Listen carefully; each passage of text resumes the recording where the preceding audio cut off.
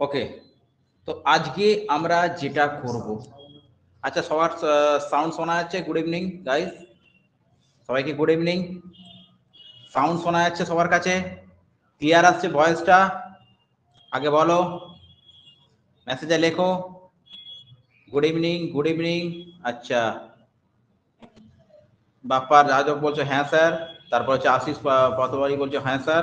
আচ্ছা বাকিরা বলো, সবার কাছে ইয়ে শোনা যাচ্ছে তো? সাউন্ড শোনা যাচ্ছে তো? Good evening sir, good thank you Shubho, good evening to you. Sound okay sir? আচ্ছা সুইটি দান্ডাবত বলছো ইয়েস স্যার, ঠিক আছে, ওকে ভেরি গুড।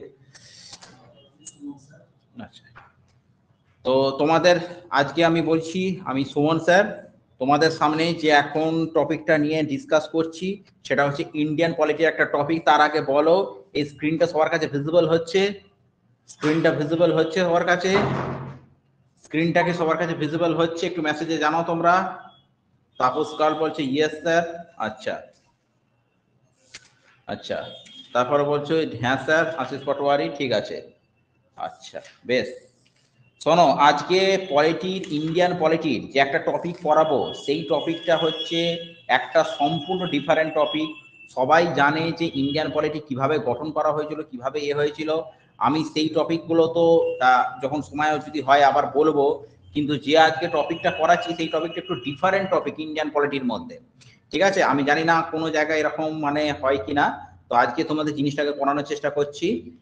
তো আজকে ইন্ডিয়ান পলিটি যে টপিকটা করাবো সেটা হচ্ছে কি গুরুত্বপূর্ণ রায়। ঠিক আছে, গুরুত্বপূর্ণ রায় নিয়ে আজকে তোমাদের সুমন স্যার এই ক্লাসটা করাতে চলেছে। ঠিক আছে, তো তোমাদের যদি কোনো প্রবলেম হয় তোমরা আমাদের সাথে কোঅপারেট করো, আমার সাথে কোঅপারেট করো। যেখানে বুঝতে অসুবিধা হবে তোমরা মেসেজে লিখবে। তো সবাই টপিকটা থাকো, খুব ইন্টারেস্টিং একটা টপিক হতে চলেছে। ঠিক আছে, ইন্ডিয়ান পলিটির খুব একটা ইন্টারেস্টিং টপিক হতে চলেছে আজকে। এই টপিকটা আমরা এইখানেই পড়বো, এইখানে মুখস্থ করে ফেলবো। তোমাদের বাড়িতে আর দেখতে, তোমাদের বাড়িতে আর কোনো কিছু দেখতে হবে না। আমি প্রত্যেককে খুব ভালো করে টপিকটা শোনো, মাঝখানে কিন্তু তোমাদের এখান থেকে কোশ্চেন করব, কোশ্চেন করব, জিজ্ঞেস করব। আমরা কোশ্চেন করব, জিজ্ঞেস করব, পড়বো, এই করে করেই আমাদের এই পুরো ক্লাসটার মধ্যে পুরো টপিকটা কমপ্লিট হয়ে যাবে। আজকে যখন তোমাদের 1 ঘন্টা পরে ক্লাসটা শেষ হবে তখন তোমাদের এই টপিকটা তোমাদের প্রত্যেকের মাথায় যেন তৈরি হয়ে যাওয়া চাই, প্রত্যেকের যেন লিপসে এসে যাওয়া চাই যে ও এই জিনিসটা এটা স্যার বলেছিল, এই জিনিসটা এটা স্যার বলেছিল। তো আজকে সেইভাবেই কিন্তু আমরা করব। ঠিক আছে, ওকে। সো ভালো করে আগে জিনিসটা শোনো, কারণ এখান থেকে যখন তোমরা কোয়ারি করব, কোশ্চেন করব, তখন কিন্তু যাতে সবাই কিন্তু আনসারটা দিতে পারে। আমি চাই যেন সবাই আনসারটা দেয়। ঠিক আছে, সবাই আনসারটা দেবে এবং তোমাদের এই পরে এই আজকে এই টপিকটাকে আমরা যে গুরুত্বপূর্ণ রায়, এই টপিকটাকে আজকে আমরা পুরো ফুল তৈরি করি, তারপরে আমি এখানে ক্লাসটা শেষ করব। সো ঠিক আছে, রেডি সবাই? রেডি সবাই? রেডি সবাই? রেডি তো? ওকে ওকে ওকে, অমিত চন্দ্র সরকার সবাই একবার এ করো, থাম্বল দাও। Ready ready, yes sir. Tapas কাল বলছে ইয়েস স্যার, ইয়েস স্যার। ওকে, রেডি রেডি। আশিস পাটোয়ারি বলছে রেডি। চলো হিয়ার উই গো। শোনো ভালো করে, দেখো, গুরুত্বপূর্ণ রায়, রায় দেওয়ার ক্ষমতা কার আছে? রায় দেওয়ার ক্ষমতা কারোর আছে? কার আছে জানো? জানো রায় একমত কোথায় দেয়া হয়? একবার সবাই বলো তো, রায় যদি বলে সেই রায়টা কোথায় দেয়া হয়? একদম ইয়েস। এসসি বলছো, বালবন দাস বলছে ইয়েস, অমিত চন্দ্র সরকার বলছো court, court court, supreme court. আচ্ছা ইমতিয়াজ খান বলছে সুপ্রিম কোর্ট, ঠিক, ভেরি গুড। অবশ্যই রায় সবসময় কোথায় দেয়া হয়? রায় সবসময় কিন্তু সুপ্রিম কোর্টেই দেয়া হয়। হাইকোর্ট বা সুপ্রিম কোর্ট ছাড়া রায় দেওয়ার ক্ষমতা কারণ নেই।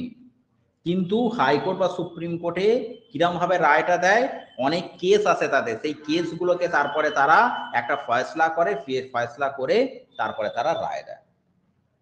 আমাদের ভারতের সংবিধানও এরকম প্রচুর কেস রয়েছে, প্রচুর কেস রয়েছে, যে কেসগুলো কিন্তু রায় তারপরে যখন হয়েছে তারপরে আমরা বুঝতে পেরেছি যে ওটা এরম ভাবে হতো বা এই জিনিসটা এরম ভাবে হতো। ঠিক আছে, তো সেই কেসগুলো সম্বন্ধে আজকে আমরা পড়বো এবং সেই কেসগুলো থেকে সুপ্রিম কোর্ট কি রায় দিয়েছে সেটাকে পড়বো। দেখো, প্রথম কেস, প্রথম কেস আমি দিচ্ছি, প্রথম কেসটা হচ্ছে এ কে গোপালন। আমার হাতের লেখা না বুঝতে পারলে কিন্তু অবশ্যই আমাকে জিজ্ঞেস করো, মেসেজে লিখবে স্যার এটা কি লিখলেন। এ কে গোপালন বনাম, এ কে গোপালন বনাম মাদ্রাস রাজ্য।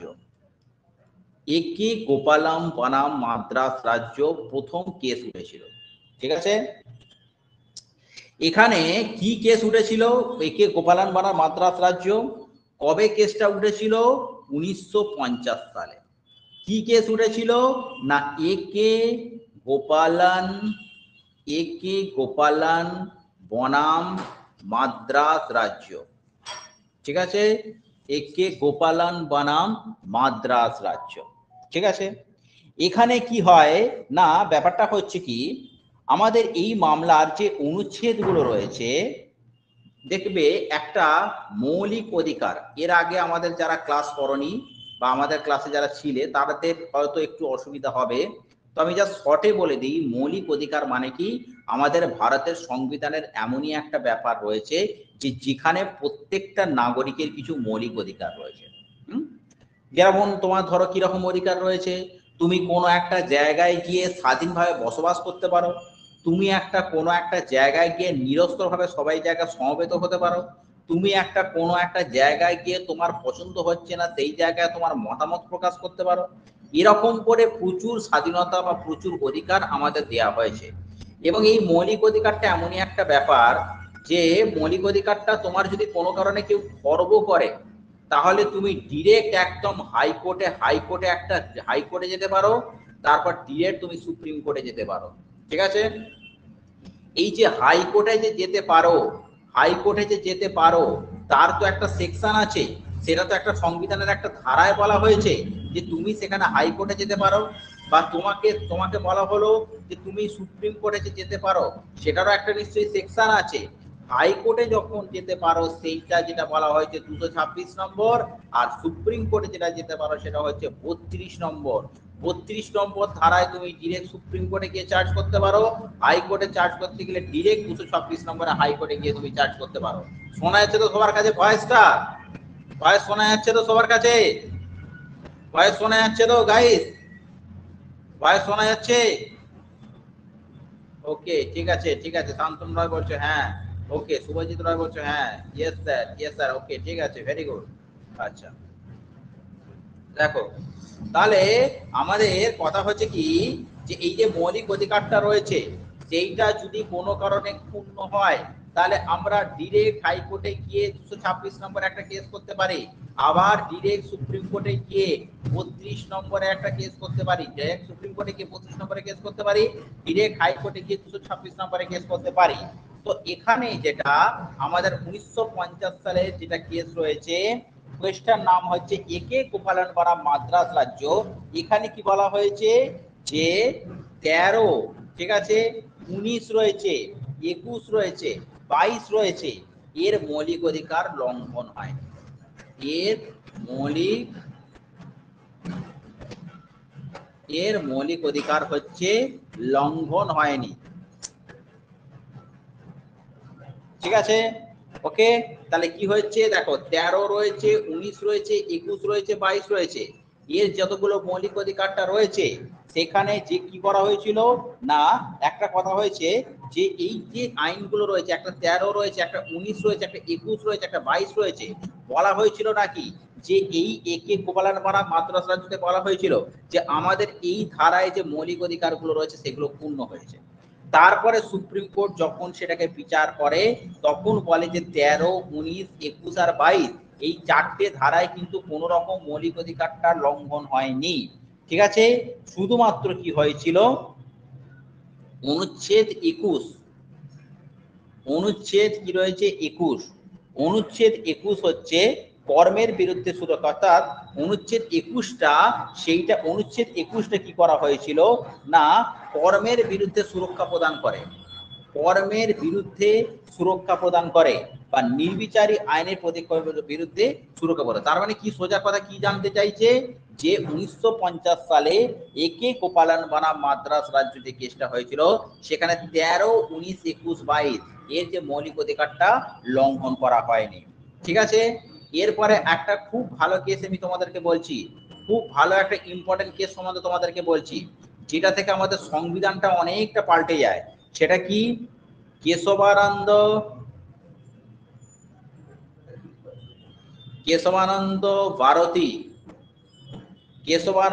ভারতী বনাম কেরালা রাজ্য।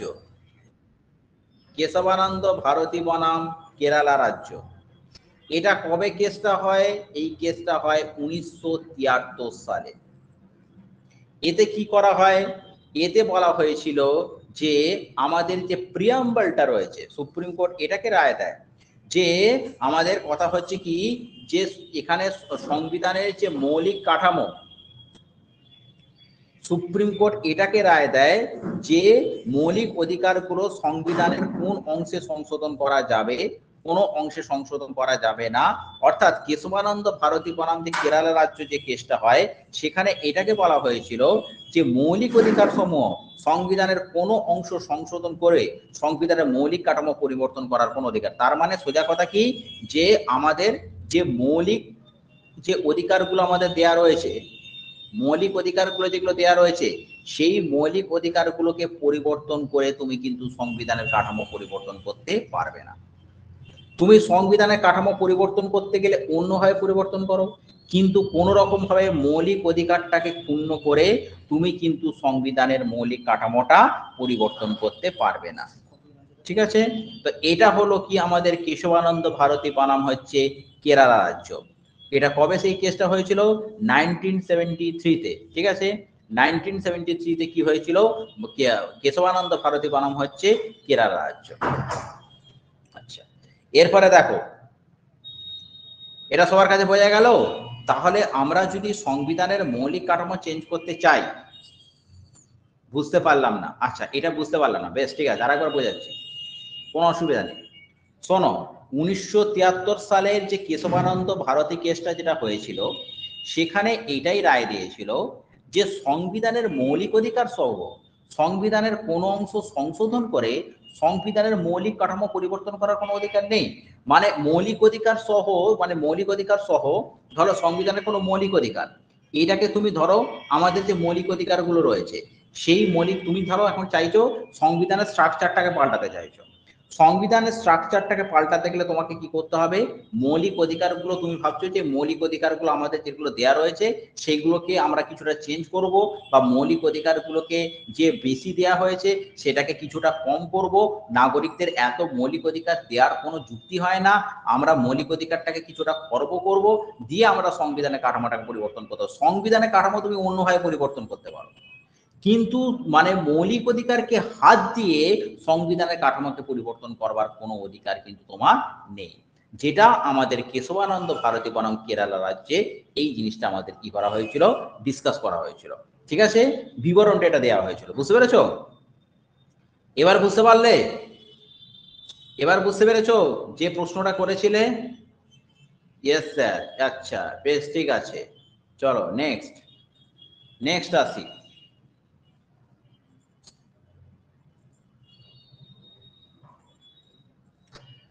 দেখো, এরপরে যেটা রয়েছে, যে এরপরে যেটা রয়েছে ইন্দিরা, দেখো ইন্দিরা নেহেরু গান্ধী, নামটা কি? ইন্দিরা নেহেরু গান্ধী। ঠিক আছে? বনাম হচ্ছে রাজনারায়ণ ভার্সেস কে? রাজনারায়ণ। এই কেসটা কবে উঠেছিল? এই কেসটা 1975-এ উঠেছিল। ঠিক আছে? সঙ্গে সঙ্গে এই কেসটা বলার আগে একটা জিনিস আমি একটু ক্লিয়ার করে দিতে চাই। 1975টা কিসের জন্য বিখ্যাত? না, 1975-এ একটা স্টেট ফর্ম হয়েছিল, সেই স্টেটটার নাম হচ্ছে সিকিম। ঠিক আছে? 1975-এ যে স্টেটটা ফর্ম করেছিল সেই স্টেটটার নাম কি? সিকিম। ঠিক আছে? আর 1974-এ কি হয়েছিল? না, সিকিম একটা অঙ্গরাজ্য হিসেবে পরিগণিত হয়েছিল। আর 1975-এ কিন্তু সিকিম একটা পূর্ণ রাজ্যের তকমাটা পায়। ঠিক আছে? তাহলে 1975-এ কি হয়েছিল? একটা পূর্ণ রাজ্যের তকমাটা পায়। আচ্ছা, এবারে এই যে ইন্দিরা নেহেরু গান্ধী ভার্সেস হচ্ছে রাজনারায়ণ, এখানে আমি একটা কথা বলে দিই, নেহেরু, নেহেরু ব্যাপারটা কি এটাকে একটুখানি তোমাদের বলে দিই। আমাদের 1951 সাল থেকে ইনি দেশের প্রধানমন্ত্রী আছেন। লাস্টে কত অবধি প্রধানমন্ত্রীরা ছিলেন? 1964 অবধি, ঠিক আছে। এবং তারপরে এনার একটা হার্ট অ্যাটাক হলো, হার্ট অ্যাটাকে মারা গেল, ঠিক আছে। এবং তারপরে 1964 এর পরে কিছুদিন বসেছিল গুলজারিলাল নন্দ। তারপরে 64 সালে একজন প্রধানমন্ত্রী হয়েছিল, সেটা হচ্ছে লাল বাহাদুর শাস্ত্রী। তারপরে কিন্তু ইন্দিরা গান্ধী প্রধানমন্ত্রী হয়, ঠিক আছে। তাহলে প্রধানমন্ত্রী যদি ক্রমটাকে আমরা দেখতে পাই, তাহলে প্রথম আমাদের কে ছিল? জওহরলাল নেহেরু। জওহরলাল নেহেরুটা কবে বসেছিল? 1952 থেকে কত অবধি বসেছিল? 1964 অবধি। তারপরে 1964-এ এনার একটা হার্ট অ্যাটাকে যখন মারা গেল, তখন আমাদের মাত্র কিছুদিনের জন্য ইন্টারিম প্রাইম মিনিস্টার বা অন্তর্বর্তীকালীন কিছুদিনের জন্য প্রধানমন্ত্রী কে হয়েছিল? গুলজারিলাল নন্দ। গুলজারিলাল নন্দ, ঠিক আছে। তারপরে 1964 থেকে 1966-এ কে প্রধানমন্ত্রী হয়েছিল? লাল বাহাদুর শাস্ত্রী। তারপরে লাল বাহাদুর শাস্ত্রী যখন মারা গেল, তারপরেই হচ্ছে ইন্দিরা গান্ধী আমাদের প্রধানমন্ত্রী হিসাবে পরিগণিত হলো।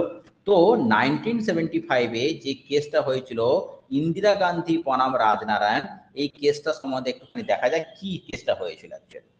দেখো, সুপ্রিম কোর্ট মৌলিক কাঠামোর তত্ত্ব প্রয়োগ করে 329A 4 নম্বরে পতন ঘটায়। অর্থাৎ কি হয়েছে না, মানে সোজা কথা, 1975 সালে একটা সংশোধনী হয়েছিল। সেই সংশোধনীটার নাম কি? 39তম সংশোধনী। এই 39তম সংশোধনীতে কি বলা হয়েছে না, যে প্রধানমন্ত্রী এবং লোকসভা স্পিকারের সাথে যারা জড়িত বিরোধ সকল আদালত এখতিয়ারের বাইরে। মানে ধরো একটা কথা হচ্ছে কি, যে প্রাইম মিনিস্টারের সাথে কার বিরোধ হলো? লোকসভার স্পিকারের বিরোধ হলো, লোকসভার স্পিকারের বিরোধ হলো, ঠিক আছে। তাহলে এই যে বিরোধগুলো, এইগুলো কিন্তু সব তোমাদের টোটাল যে আদালতের জুরিডিকশনের মধ্যে কিন্তু এটাকে আনা যাবে না। কোনো কারণে পিএম এর সাথে কোনো বা হয়তো লোকসভার যে স্পিকার তার হয়তো কোনো কারণে বিরোধ হলো, তাহলে এটাকে কিন্তু সম্পূর্ণভাবে লোকসভার আদালতের বাইরে তোমাকে আনতে হবে, ঠিক আছে। আর যেটা রয়েছে যে এখানে কি হয়, যে ইন্দিরা গান্ধী বনাম হচ্ছে যে কেসটা হয়েছিল, সেখানে কি বলা হয়েছে না, না 329A। তাহলে প্রথম কথা তোমাদের আগে এটা জানতে হবে যে 329A-তে কি বলা হয়েছে। 329A-তে কি বলা হয়েছে?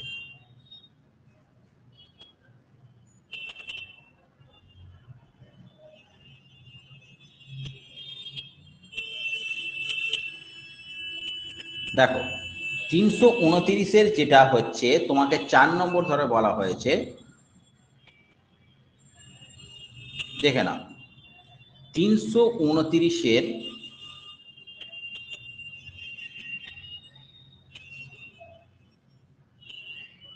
329A এতে কি বলা হয়েছে শোনো, যে জুডিশিয়ারি, জুডিশিয়ারি মানে কি হচ্ছে? বিচারালয়, ঠিক আছে, বিচারালয়। বিচারালয়কে কিন্তু কখনোই অ্যালাউ করা হয়নি যে ধরো কোনো একটা আইন তৈরি হলো, ঠিক আছে, ভালো করে বোঝো, কোনো দেশে আইন তৈরি হলো, দেশে আইনটা কারা তৈরি করে?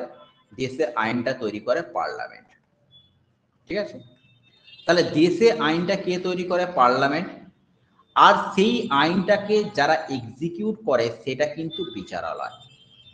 এখন বিচারালয় কিন্তু কখনোই এটাকে বলতে পারবে না যে, বলতে পারবে না যে এই যে পার্লামেন্ট যে আইনটা তৈরি করেছে, ঠিক আছে, পার্লামেন্টটা যে আইনটা তৈরি করেছে তার কতটা কনস্টিটিউশনাল ভ্যালিডিটি রয়েছে, ঠিক আছে, কতটা কনস্টিটিউশনাল ভ্যালিডিটি রয়েছে, মানে সাংবিধানিক দিক থেকে, সাংবিধানিক দিক থেকে তার কতটা ভ্যালিডিটি রয়েছে, এটা কিন্তু কখনোই একটা বিচারালয় কিন্তু এই জিনিসটা বলতে পারবে না, ঠিক আছে। এইটা কিসে বলা হয়েছে? 329A-তে বলা হয়েছে, ঠিক আছে। কোনো একটা ইলেকটোরাল ডিস্ট্রিক্টসের মধ্যে কখনোই কিন্তু পার্লামেন্ট বলতে পারবে না যে পার্লামেন্ট যখন আইনটা তৈরি করে আর যখন মানে সেটা সুপ্রিম কোর্ট যখন সেটাকে আইনটাকে এক্সিকিউট করে তখন কখনোই কিন্তু এটা বলতে পারবে না যে এই পার্লামেন্ট যে আইনটা তৈরি করেছে সেটা কি কতটা ভ্যালিডিটি রয়েছে, মানে কতটা ভ্যালিডেট রয়েছে, মানে এটা কতটা কনস্টিটিউশনাল ভ্যালিডিটিটা কতটা রয়েছে। তো এই কেসটা এই যে 329-এর এটাই বলা হয়েছিল। এখন ইন্দিরা গান্ধী ইন্দিরা নেহেরু বনাম যে রাজনারায়ণ যে মামলাটা হয়েছে এখানে কি করা হয়েছিল, এই 329-এর এটাকে পতন করা হয়েছিল, মানে 329-এর এটাকে হচ্ছে আমাদের কি করা হয়েছিল, স্টপ করে দেওয়া হয়েছিল। বুঝতে পেরেছো? তাহলে আমাদের কি হচ্ছে, ইন্দিরা গান্ধী বনাম হচ্ছে রাজনারায়ণ মামলা কি রয়েছে, যে যেখানে সুপ্রিম কোর্ট কি করেছিল 329-এর এটাকে কিন্তু পতন করেছিল। ঠিক আছে? এবং তার সঙ্গে কি হচ্ছে, আমি কি বললাম যে ধরো প্রধানমন্ত্রীর সাথে যদি আজকে লোকসভা স্পিকারের কোনো বিরোধ বাদে সেটা কিন্তু আদালত এখতিয়ারের বাইরে সেটাকে সলভ করতে হবে, আদালত এখতিয়ারের মধ্যে কিন্তু কোনো সলভ করলে হবে না। বুঝতে পারছো? সবাই বুঝতে পারছো? এটা সবাই বুঝতে পারছো? বলো, রেজ হ্যান্ড করো। বুঝতে পারছো? সবাই বুঝতে পারছো? বলো। এটা আরেকবার বলুন। শুভজিৎ রায়, ঠিক আছে, ভেরি গুড, ওকে। নবনীতা দরে বলছে ইয়েস, আচ্ছা ঠিক আছে। শুভজিৎ রায় ভালো করে শোন। দেখো আমি কি বললাম, দেশের আইনটা কে তৈরি করতে পারে, পার্লামেন্ট। আর আমাদের সেই আইনটাকে এক্সিকিউট কে করে, এই আইনটাকে এক্সিকিউট করে হচ্ছে বিচারালয়। এখন কথা হচ্ছে কি, পার্লামেন্ট আইন তৈরি করে, বিচারালয় সেটাকে এক্সিকিউট করে। কিন্তু কথা হচ্ছে কি, যে পার্লামেন্ট আইন তৈরি করলো, বিচারালয় সেটাকে এক্সিকিউট করলো, এটাই হচ্ছে প্রসেস। বিচারালয় কিন্তু কখনোই বলতে পারবে না যে পার্লামেন্ট যে আইনটা তৈরি করেছে তার কনস্টিটিউশনাল ভ্যালিডিটিটা কতটা রয়েছে। ধরো একটা পার্লামেন্টের কি হয়, যেখানে যেখানে রাজ্য রয়েছে প্রত্যেকটা রাজ্যের একটা ইলেকটোরাল পোল রয়েছে, একটা ভোট রয়েছে, যে সেই রাজ্যের মধ্যেই নিশ্চয়ই সেই বিচারালয়টা রয়েছে। ঠিক আছে? ধরো একটা কথা হচ্ছে তার বিচারালয় বলতে কি কোনো হাইকোর্ট রয়েছে। ধরো আমি একটা কথা হচ্ছে বিহারের কথা বলছি, বিহারের হাইকোর্ট রয়েছে।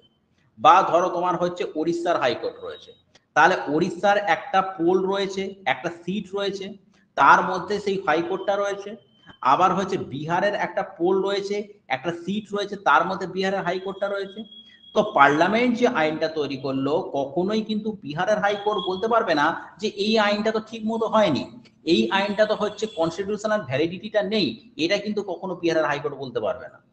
ওই ইলেকটোরাল পোলসের মধ্যে, যেন বিহারটা একটা পোলসের মধ্যে রয়েছে, মধ্যপ্রদেশ, যেমন প্রত্যেকটা রাজ্যে কিছু নিশ্চয়ই ইলেকটোরাল পোলস রয়েছে, তাদের নির্দিষ্ট কিছু সিট রয়েছে, তার মধ্যে কিন্তু সেই কোর্টটা কখনোই বলতে পারবে না যে এই আইনটার কনস্টিটিউশনাল ভ্যালিডিটিটা কতটা রয়েছে।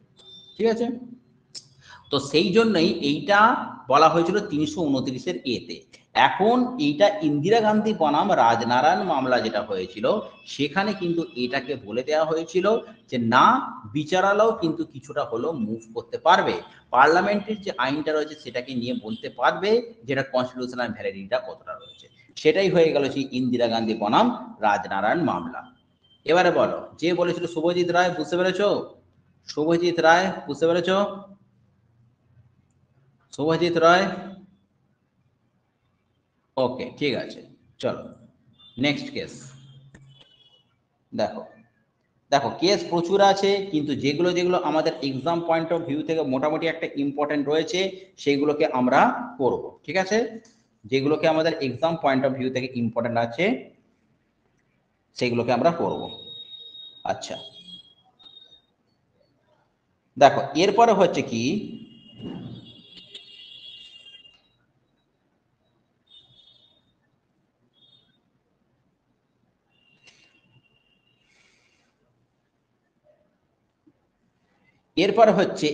এরপরে যে কেসটা রয়েছে সেই কেসটা হচ্ছে কি মানেকা গান্ধী বনাম, দেখো Maneka Gandhi versus union of India. Maneka Gandhi versus union of India. এটা কবে হয়েছিল, কেসটা কবে হয়েছিল? 1978-এ কেসটা হয়েছিল। ঠিক আছে? এখন কথা হচ্ছে কি, এখানে কি সুপ্রিম কোর্ট কি রায় দেয়? হ্যাঁ, তো এখানে সুপ্রিম কোর্ট কি রায় দেয়, এখানে সুপ্রিম কোর্ট কি রায় দেয় সেটা আমাদের একটু জানতে হবে। সুপ্রিম কোর্ট এখানে কি রায় দেয়, মানেকা গান্ধী বনাম ইউনিয়ন অফ ইন্ডিয়াতে কি রায় দেয়, যে দেখো বিদেশ ভ্রমণের অধিকারটা সংবিধানের ধারা 21-এর মধ্যে অন্তর্গত হবে। কোন বিদেশ ভ্রমণের অধিকারটা, বিদেশ ভ্রমণের অধিকার সেটা 21 নম্বর ধারার মধ্যে অন্তর্ভুক্ত থাকবে। তাহলে আমাদের কথা হচ্ছে, প্রশ্নটা এখান থেকে আসতে পারে যে আমাদের কি 21 নম্বর ধারার মধ্যে বা এই যে 19 নম্বর ধারায়, 19 নম্বর ধারায় সেটা কি 6 প্রকারের যে স্বাধীনতা রয়েছে তার মধ্যে কি এটা ছিল না? না, ছিল না। যদি আমরা 19 নম্বর ধারায় 6 প্রকার স্বাধীনতার কথা একটু স্টাডি করি তাহলেই বুঝতে পারবো। প্রথম যে স্বাধীনতাটা রয়েছে মতামত বা বাক প্রকাশের স্বাধীনতা। কোনো একটা জায়গায় গিয়ে তুমি কোনো কিছু নিয়ে তুমি কোনো কিছু কথা বলতেই পারো, ঠিক আছে। 2 নম্বর রয়েছে ভারতবর্ষের যে কোনো স্থানে বসবাস করার অধিকার, ঠিক আছে। 3 নম্বর হচ্ছে কি তুমি কোনো সংঘ বা সমিতি গঠন করার অধিকার রয়েছে। 4 নম্বর হচ্ছে ভারতবর্ষের যে কোনো সবকিছু জায়গায় নিরস্ত্রভাবে সমবেত হওয়ার অধিকার, তুমি কোনো আর্মস না নিয়ে সবকিছু জায়গায় নির্ভয়ে সমবেত হতে পারো, ঠিক আছে।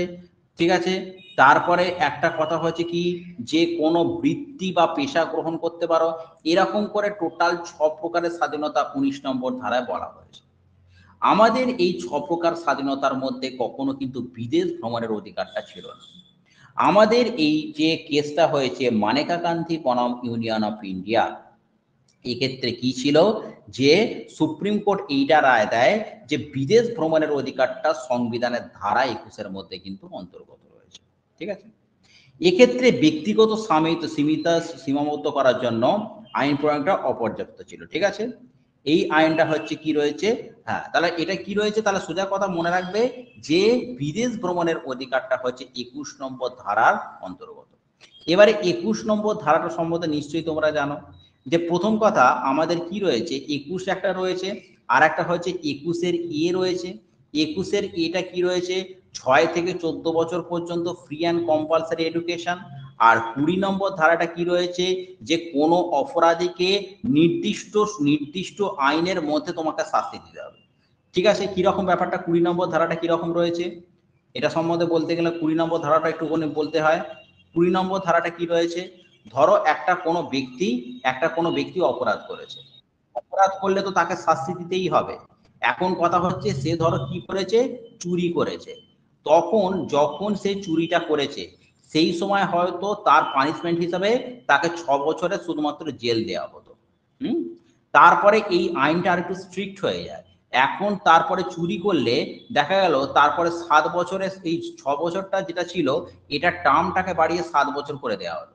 এখন বলা হয়েছে 20 নম্বর ধারায় বলা হয়েছে কোনো অপরাধীকে শাস্তি দিতে হলে সে যে সময় ক্রাইমটা করেছে সেই সময়কার প্রচলিত আইন অনুসারেই তাকে শাস্তি দিতে হবে। মানে এই সময় তাকে কি করেছে, সে 6 বছরের জেলটা রয়েছে, ধরো কেসটা মিটতে মিটতে এমন একটা সময় হয়ে গেল এখন এর টার্মটা বেড়ে গেছে, তাহলে কিন্তু তাকে কি ওই নতুন আইন অনুসারে শাস্তি দেওয়া হবে না, যে সময় সে অপরাধটা করেছে সেই সময়কার প্রচলিত আইন অনুসারেই তাকে শাস্তিটা দিতে হবে, ঠিক আছে। তারপরে হচ্ছে কি একই অপরাধের জন্য ক্রাইমটা হচ্ছে একই করেছে, তার জন্য তাকে দুবার শাস্তি দেওয়া হলো। একবার তাকে পানিশমেন্ট দেওয়া হলো মৃত্যুদণ্ড, একবার তাকে যাবজ্জীবন দেওয়া হলো, যাবজ্জীবন দেওয়ার পরে তারপর আবার তাকে মৃত্যুদণ্ড দেওয়া হলো। এটা আবার কি ধরনের জিনিস, এটা নয় তো। অপরাধ তো যখন সে একবারই করেছে, একই অপরাধ করেছে, একই অপরাধের জন্য তাকে কিন্তু দুবার শাস্তি দেওয়া যাবে না। এইটা কিন্তু আমাদের 20 নম্বর ধারায় বলা হয়েছে, ঠিক আছে।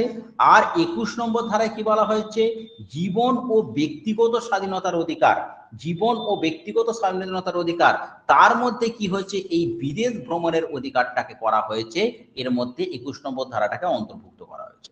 তাহলে এইটা কোন কেসটা রয়েছে, মানেকা গান্ধী বনাম ইউনিয়ন অফ ইন্ডিয়া, ঠিক আছে।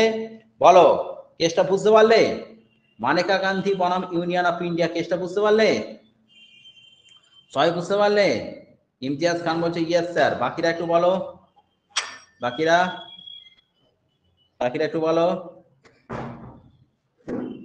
হ্যাঁ স্যার, হ্যাঁ স্যার, ওকে ঠিক আছে, ঠিক আছে, থ্যাংক ইউ, ওকে চল।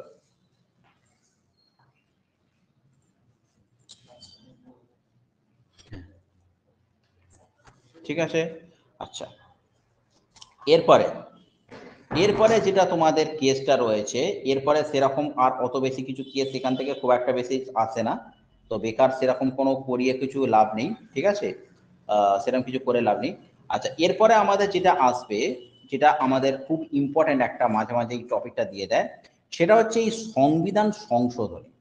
ঠিক আছে, মাঝে মাঝে কিন্তু সংবিধান সংশোধনী থেকে কিছু কিছু কোশ্চেন, দেখো সংবিধান সংশোধনী অনেকবার হয়েছে, ঠিক আছে, প্রচুর বার সংবিধান সংশোধন হয়েছে। তুমি চিন্তা করতে পারবে না, প্রথম যেটা আমাদের ছিল, যখন আমাদের ফার্স্ট যখন সংবিধানটা হয়, তখন 395টা আর্টিকেল ছিল, 395টা আর্টিকেল ছিল। এখন সেই আর্টিকেলটা কি হয়ে গেছে, 444টার মতো মোটামুটি হয়ে গেছে। আগে কত ছিল, 22টা পার্ট ছিল, 22টা পার্ট। এখন সেই পার্টগুলো আরো 3টে পার্ট অ্যাড হয়ে গিয়ে 25টা পার্ট হয়েছে। এবং যখন সংবিধান হয়েছিল তখন কতগুলো শিডিউল ছিল, 8টা শিডিউল ছিল। এই 8টা শিডিউলের সাথে আরো 4টে শিডিউল অ্যাড করে টোটাল এখন কতগুলো হয়ে গেছে, 12টা শিডিউল। তাহলে 444টা আর্টিকেল, 25টা, 12টা, তার মানে বুঝতে পারছো সংবিধান কতবার সংশোধিত হয়েছে, সংবিধান কতবার সংশোধিত হয়েছে। কিন্তু আমাদের সবকিছু সংবিধান সংশোধন মনে রাখতে হবে না, কিছু কিছু জিনিস রয়েছে কিন্তু খুব ইম্পর্টেন্ট,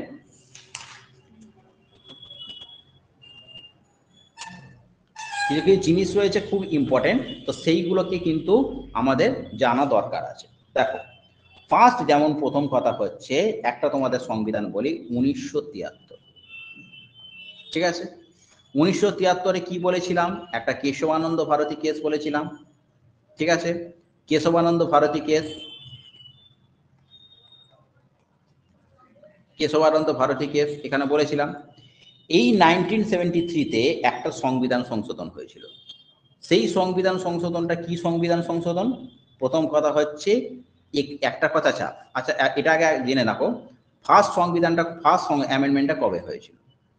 ফার্স্ট অ্যামেন্ডমেন্টটা হয়েছিল 1951-এ। 1951-এ কি করা হয়েছিল, 9 নম্বর তফসিলটা ইনক্লুডেড হয়েছিল। এবার তুমি বলবে যে স্যার 9 নম্বর তফসিলটা কি রয়েছে। 9 নম্বর তফসিলটা হচ্ছে, যে কথা হচ্ছে 9 নম্বর তফসিলটা হচ্ছে কি, যে 9 নম্বর তফসিল আর 10 নম্বর তফসিল, ঠিক আছে। তো প্রথম কথা, 9 নম্বর তফসিলটা হচ্ছে land reforms act, land reforms act, ঠিক আছে, যে ব্যাপারটা হচ্ছে জমি অধিগ্রহণ নীতি, ঠিক আছে। এইটা 9 নম্বর তফসিলে ইনক্লুডেড হয়েছিল কবে না, প্রথম সংশোধনীটা কবে হয়েছিল, প্রথম সংশোধনীটা হচ্ছে 1951 সালে হয়েছিল, ঠিক আছে। প্রথম সংশোধনীটা হচ্ছে 1951 সালে হয়েছিল, যেখানে আমাদের কি করা হয়েছিল, 9 নম্বর তফসিলটা ইনক্লুডেড হয়েছিল, ঠিক আছে। তাহলে প্রথম কটা ছিল, 8 নম্বর শিডিউল ছিল, তার সঙ্গে আরো একটা শিডিউল হলো 9 নম্বর তফসিলটা ইনক্লুডেড হলো, ঠিক আছে। আচ্ছা, এরপরে দেখো, সবকটা তো সবকটা করার কোনো দরকার নেই, যেগুলো যেগুলো আসবে আমি ঠিক just exam point of view থেকে যেগুলো যেগুলো খুব ইম্পর্টেন্ট সেগুলোকে আমি মোটামুটি তোমাদেরকে করিয়ে দিচ্ছি, ঠিক আছে। আচ্ছা, এবারে হচ্ছে 1969 সালে, 1969 সালে একটা সংশোধনী হয়েছিল, সেইটার নাম কি, 22তম সংশোধনী। কি হয়েছিল, 22তম সংশোধনী। সেখানে কি হয়েছিল, দুটো রাজ্য গঠন করা হয়েছিল, একটা হচ্ছে মেঘালয় আর একটা হচ্ছে আসাম, ঠিক আছে। আচ্ছা, এবার আমাকে একটা জিনিস বলো, ঠিক আছে, তোমাদেরকে একটা সামনে প্রশ্ন যাচ্ছে, প্রশ্ন যাচ্ছে, সবাই প্রশ্নটার জন্য রেডি হও, সবাই প্রশ্নটার জন্য রেডি হও। আমি এক্ষুনি বললাম, তাই সেখান থেকে আমি একটা কোশ্চেন করছি, বলো 20 নম্বর ধারাটাতে, 20 নম্বর ধারাতে কি লেখা রয়েছে, 20 নম্বর আর্টিকেলটাতে কি লেখা ছিল, বলো। আমি একটুখানি মাইক্রোফোনটা অন করে দিচ্ছি, মাইক্রোফোনটা অন করে দিচ্ছি, তোমরা আমাকে বলো, ঠিক আছে, মাইক্রোফোনটাকে অন করে দিচ্ছি, তোমরা আমাকে বলো, বোঝাও জিনিসটাকে, বলো 20 নম্বর ধারাটাতে কি লেখা ছিল। আমি সময় গুনবো, তার মধ্যে কিন্তু আনসার দিতে হবে, ঠিক আছে। আমি সময়টা তোমাদের স্টার্টস হচ্ছে, তার মধ্যে আনসার দিতে, কারণ এক্ষুনি পড়ালাম, এটা বেশি কোনো, যে আছো সে বলো, বলো 20 নম্বর ধারাটাতে কি বলা হয়েছে, বলো।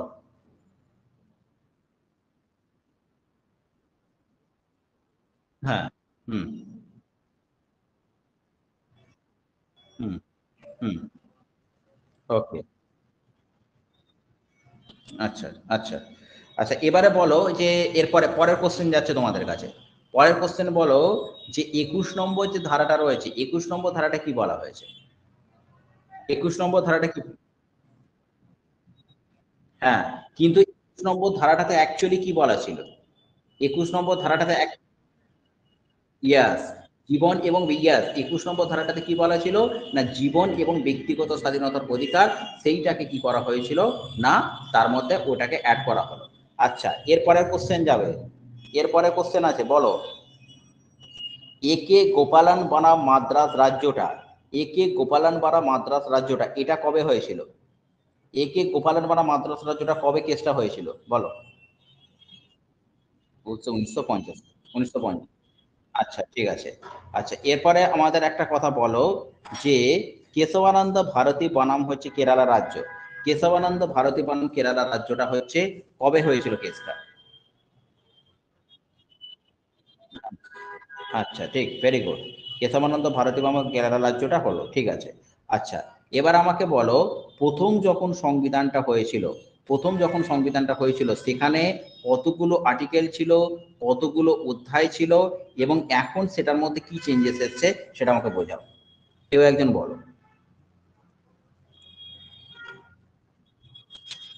হুম হুম হুম হুম হুম হুম হুম হুম হুম।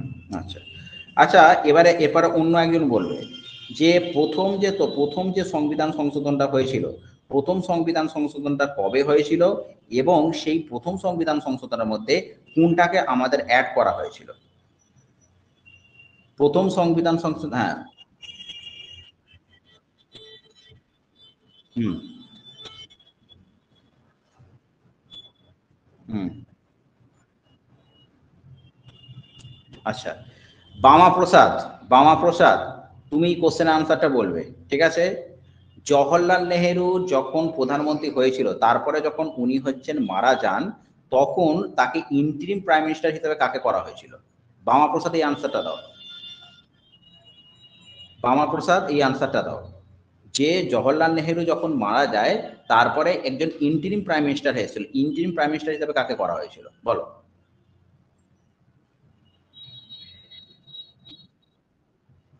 হাই দেখো, তুমি ক্লাসটা ছিলে না?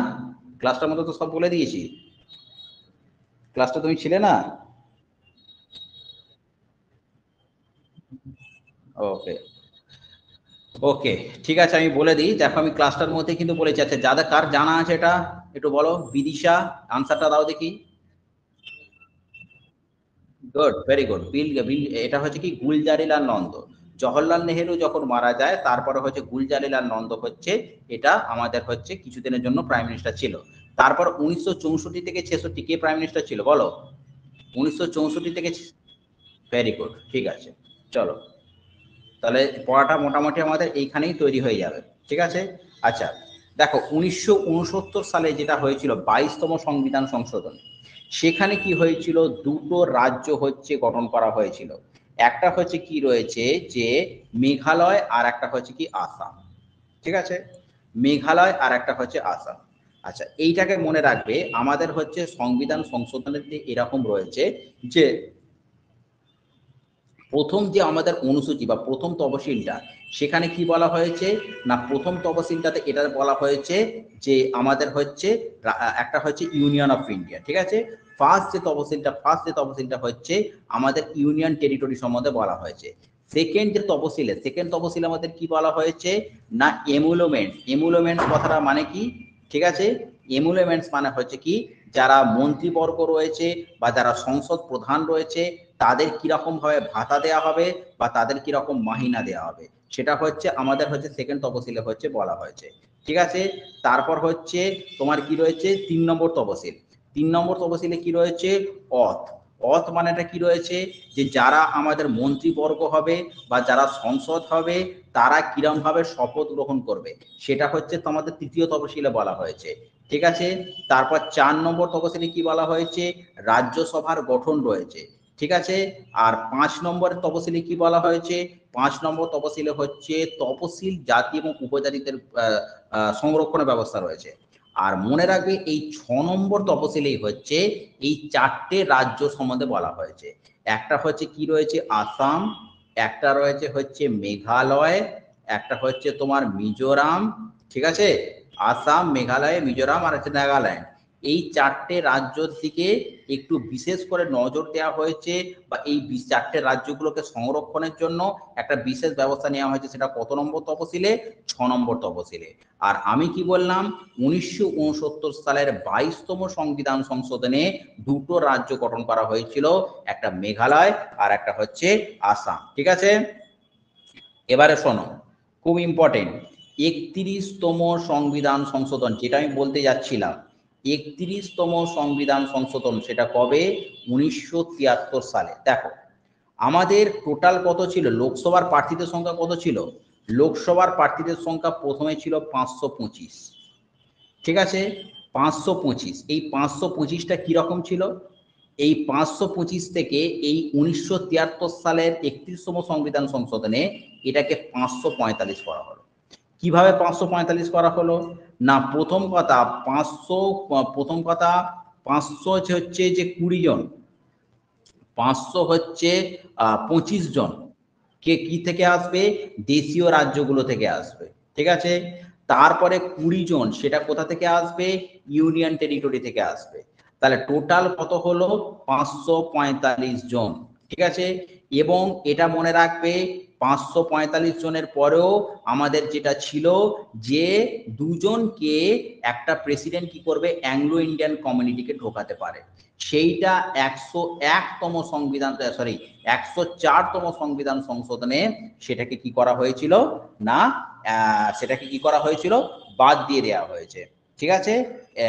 সেইটাকে কি করা হয়েছে? বাদ দিয়ে দেওয়া হয়েছে। এখন কিন্তু কোনো রকম কোনো অ্যাংলো ইন্ডিয়ান কমিউনিটিকে কিন্তু রাখা যাবে না, ঠিক আছে? আচ্ছা, এবারে খুব ইম্পর্টেন্ট তারপরেরটা, 36তম সংবিধান সংশোধন। 36তম সংবিধান সংশোধন 1975। দেখো 1975 রয়েছে, তাহলে 1975-এ কোন রাজ্য গঠন করা হয়েছিল বলতো? 1975-এ কোন রাজ্য গঠন হয়েছিল? গুড। 1975-এ সিকিম রাজ্য গঠন করা হয়েছিল। সিকিম অঙ্গরাজ্যের তকমাটা পায় কবে? সিকিম অঙ্গরাজ্যের তকমাটা পায় কবে?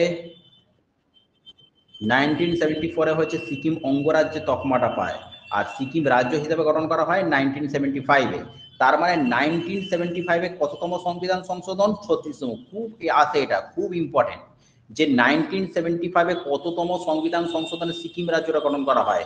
1975 সালে 36তম সংবিধান সংশোধনে কি করা হয়? সিকিম রাজ্যের স্থাপনা হয়। তাহলে কবে হয়? সিকিম রাজ্যের স্থাপনা হয় কবে? 1975 সালের 36তম সংবিধান সংশোধনে, ঠিক আছে? আচ্ছা, এবারে দেখো, এরপরে খুব ইম্পর্টেন্ট একটা সংবিধান সংশোধন রয়েছে। কি না, 1976 সালের কত কিছু হয় জানো? এটাকে পুরো ভালো করে জানতে হবে। 1976 সালের 42তম সংবিধান সংশোধন, কত কিছু চেঞ্জ হয় দেখো 1976 সালে 42তম সংবিধান সংশোধন। প্রথম কথা, প্রথম যেটা চেঞ্জ হয় আমাদের প্রিয়াম্বলটা চেঞ্জ হয়, ঠিক আছে? মনে রাখবে এই যে প্রিয়াম্বলটা চেঞ্জ হয়, এখানেও কিন্তু কেশবানন্দ ভারতী কেসটা অনেকটা ইম্পর্টেন্ট, কারণ কেশবানন্দ ভারতী কেসের পরেই কিন্তু এই প্রিয়াম্বলটা চেঞ্জ হয়। সেখানে তিনটে কথাকে ঢোকানো হয়। একটা হচ্ছে কি রয়েছে? প্রথম কথা সেকুলার, অর্থাৎ হচ্ছে ধর্মনিরপেক্ষ। তারপরে হচ্ছে ইন্টিগ্রিটি, এই কথাটাকে ঢোকানো হয়। আর একটা হচ্ছে সমাজতান্ত্রিক বা সোশ্যালিস্টিক, এই কথাটা তিনটে ঢোকানো হয়, যেটা কিন্তু আমাদের ইন্ডিয়ান প্রিয়াম্বলে কিন্তু ছিল না। তাহলে 1976 সালের 42তম সংবিধান সংশোধনে সেকুলার, ইন্টিগ্রিটি, সমাজতান্ত্রিক এটাকে ঢোকানো হয়। 1 নম্বর চেঞ্জেস হয়। 2 নম্বর চেঞ্জেসটা কি করা হয়? যে আমাদের 10টা ছিল মৌলিক কর্তব্য। 10টা কি ছিল? ফান্ডামেন্টাল ডিউটি, 10টা কি ছিল ফান্ডামেন্টাল ডিউটি, তার সঙ্গে আরো একটা ফান্ডামেন্টাল ডিউটি অ্যাড করা হয়, তাহলে টোটাল কতগুলো ফান্ডামেন্টাল ডিউটি হয় 11টা প্লাস শোনো। এরপরে এই যে জিনিসটা অনেকে হয়তো জানে না বা সেটাকে আমি জানিয়ে দিচ্ছি, আমাদের একটা লিস্ট রয়েছে, ইউনিয়ন লিস্ট রয়েছে, ইউনিয়ন লিস্ট রয়েছে। ইউনিয়ন লিস্ট মানে কি, সেখানে সেন্ট্রাল গভর্নমেন্ট পুরো জিনিসটাকে দেখবে, ঠিক আছে, এই সব ব্যাপারগুলো সেন্ট্রাল গভর্নমেন্ট দেখবে। সেখানে টোটাল কতগুলো বিষয় ছিল 97টা, ঠিক আছে। এখন আরো 3টে বিষয় অ্যাড হয়ে গিয়ে টোটাল কত 100টা।